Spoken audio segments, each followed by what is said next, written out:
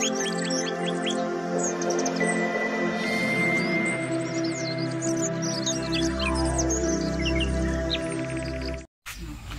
good morning mga kamag. Narito yung ating kinompose na substrate materials. Ito 14 days na natin na i-compose mga kamag. Tingnan natin yung texture ng ating substrate.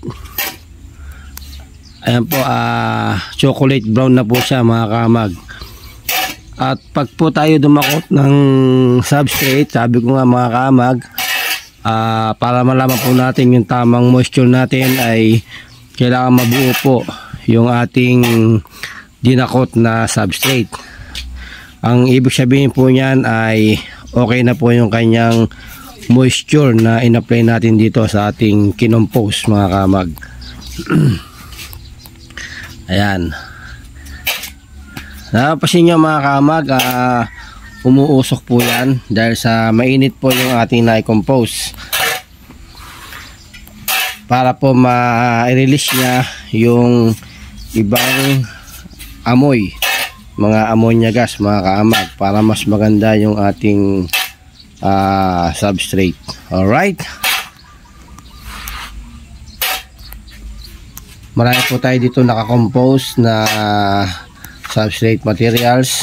Ayan, ito yung aming nasalandra at ito po yung isang batch natin na i-compose natin. Ito po yung taga-compose natin. Ayan, ayan po.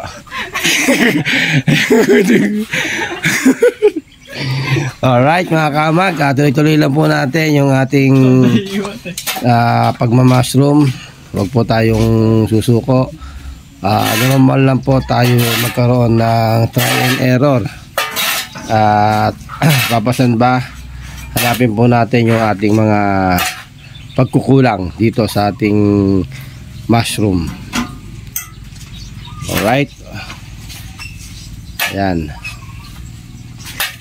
yan po ay nahalo po natin yan every other day. Yan pong na-compose po natin na substrate, nahalo po natin yan tuwing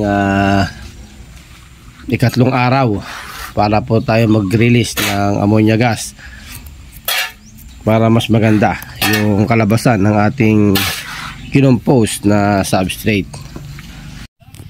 At ngayon mga kaamag,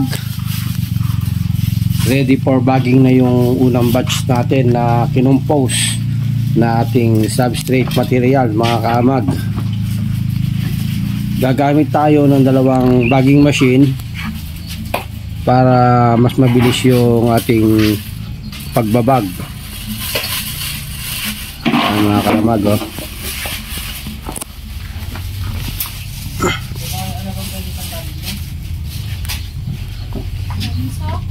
Alright mga kamag, nakita nyo yung dinakot kong kusot. Ayan.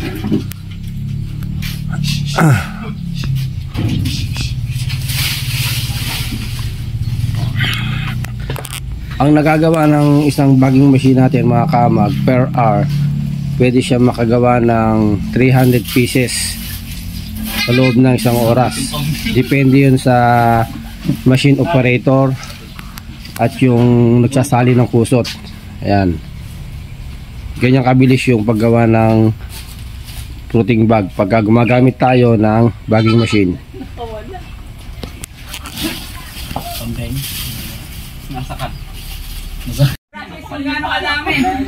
Kailangan dito mga kamag, meron kayong tagabawas, tagapala, at yun yan, taga-shield, at isang machine operator. Alright.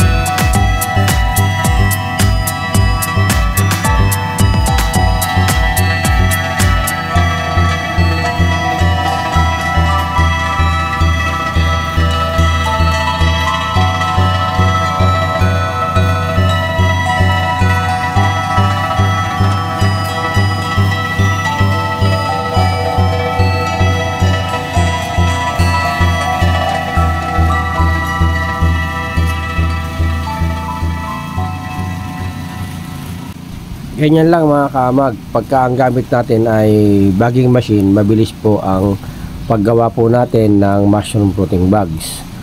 Pero meron din po tayong hinihingi na tamang proseso dito sa ating pagbabag. Kailangan po bantayan po natin yung quality ng ating ginagawang mushroom fruiting bags. Ang titingnan po natin dito mga kaamag, kailangan po hindi po masyadong siksik yung ating bags, hindi po yung parang bato, at hindi rin naman po kailangan yung sobrang lambot. Yan po yung mga titingnan natin dito, at check po natin yung plastic. Titingnan po natin kung mayroong butas, at titingnan po natin kung may mga kahoy na nakausli. Ingatan po natin yung plastic natin ay mabutas, dahil possible po yon na mapasukan ng tubig. Pag ito po ay ating ini-steam na, maaari po siyang ma-overwater. Ayan, kinakailangan po yung quality ng ating mushroom fruiting bags sa hawak po natin. Kinakailangan po ay tamang hawak lang po, hindi po siya matigas at hindi rin po siya malambot. Ayan, pagka po ito ay na-actual ninyo everyday, araw-araw nyo nang ginagawa, ito po ay makakasanayan nyo na. Hawak nyo lang po sa isang fruiting bags, ay alam nyo na po kung ito po ay quality. Alright mga kaamag, isa na naman pong mushroom vlog ang na-share ko po sa inyo mga kaamag. Kung nagustuhan mo ang video na to, huwag mo kalimutan i-subscribe, then like and share ang aking YouTube channel, para sa ganon lagi kang updated sa mga video na aking i-upload dito po sa aking mushroom video tutorial. Alright, thank you for watching and God bless you all. Bye bye.